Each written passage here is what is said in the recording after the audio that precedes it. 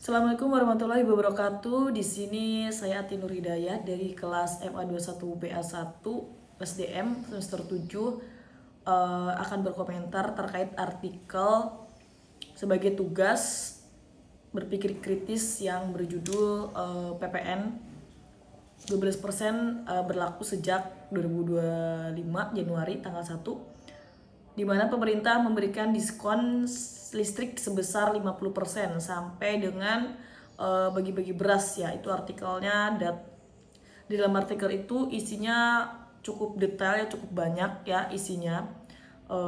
Saya cukup cukup apa ya, cukup bingung ya, soalnya artikelnya itu isinya data semua, jadi kayak bukan apa ya namanya ya, bukan fokusnya itu nggak terfokus sama judulnya, tapi terfokus kayak artikel itu isinya data ya, begitu menurut saya sih, begitu ya Pak ya.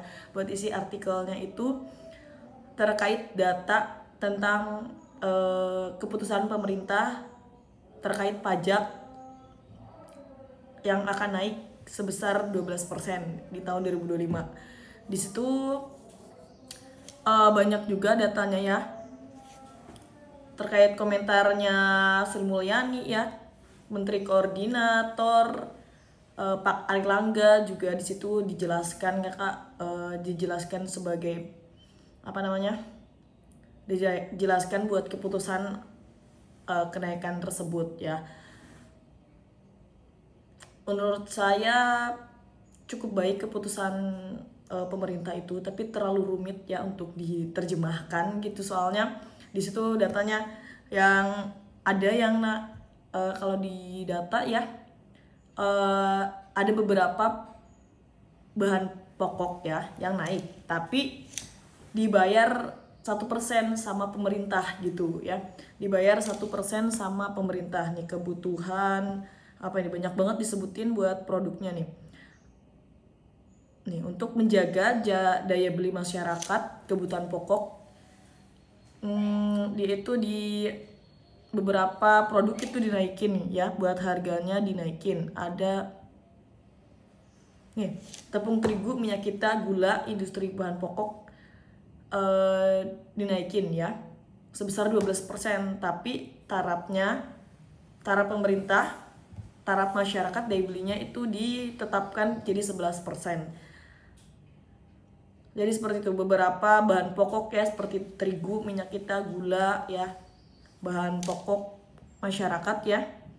Sebenarnya cukup baik, dari artikel itu cukup baik ya untuk kebijakannya. Soalnya kayak apa ya, dia itu memberikan apa namanya, memberikan masyarakat persiapan gitu buat tahun 2025 ini, bahwa pajak itu akan naik, tapi ternyata yang naik itu cuma beberapa bahan, beberapa produk ya, beberapa kebutuhan yang dikatakan bisa dinaikkan ya di 12%. Tapi beberapa hal itu justru dibantu sama pemerintah. Jadi kayak gitu sih menurut saya, pemerintah memberikan aturan dengan tujuan untuk masyarakatnya juga ya. Cukup gimana ya, cukup mengejutkan gitu kan, yang tadinya awalnya mau dinaikin 12%, setelah ada pro kontra ya, ternyata setelah memasuki 2025 ya, setelah memasuki Januari 2025, saya dengar sih, kalau saya dengar di luarannya, secara di luaran itu pemerintah itu nggak menaikin ke 12%.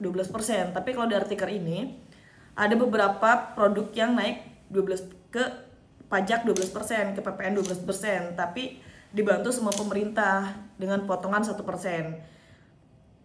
Nih, memutuskan bergabung sebagai tepung terigu industri minyak kita persen, tapi persen pemerintah dibayar pemerintah.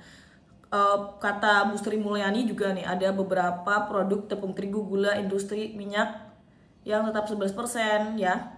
Artinya dari kenaikan 12 ini tuh tetap naik, tapi dibantu pemerintah sama 1%nya dibantu pemerintah. Jadi kita masyarakat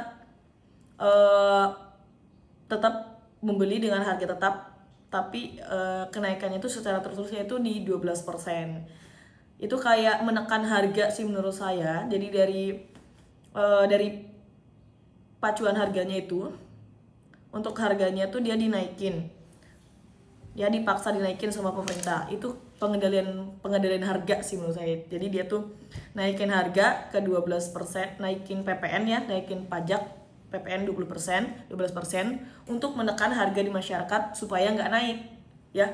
Kalau menurut saya sebelumnya tahun-tahun sebelumnya mungkin ada kenaikan barang-barang gitu ya, bahan pokok gitu ya.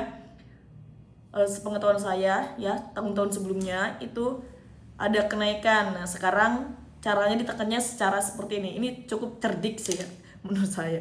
Ini baru ngeh setelah baca artikel ini ya Pak ya. Dalam kesempatan semalam tim pengemudi. Nah kesempatan yang sama ini Pak Budi Santoso ya, sebagai Menteri Perdagangan ya, menjelaskan ya PPN ini yang nggak dinaikin ya atau dibantu pemerintah itu sebagai bentuk apa ya, sebagai bentuk pemeliharaan, penjagaan supaya daya beli masyarakat ini tetap baik ya, untuk menjaga daya beli masyarakat, terutama masyarakat dengan penghasilan yang berpendapatan rendah gitu ya, terutama ya, terutama konsumsi bahan pokok kebutuhan sehari-hari ya. Itu cukup baik sih ya. Ini cukup kritis banget untuk dikomentari, soalnya detail sekali, soalnya di artikel itu isinya data semua ya. Dan saya bingungnya tuh ini tuh nggak ke satu tujuan gitu, maksudnya isinya tuh data ya. Dan gimana ya, data ini valid, detail, dan terlalu banyak gitu untuk manusia-manusia seperti saya yang pengen baca inti-intinya aja gitu ya. Mohon maaf ya Pak ya. PPN ini menjadi apa ya? Menjadi peluang buat masyarakat yang berpenghasilan rendah, tentunya menjadi apa ya? Memberikan rasa nyaman gitu ya, biar kebutuhan bahan pokoknya dia lebih apa ya, lebih terjangkau sama masyarakat gitu kan.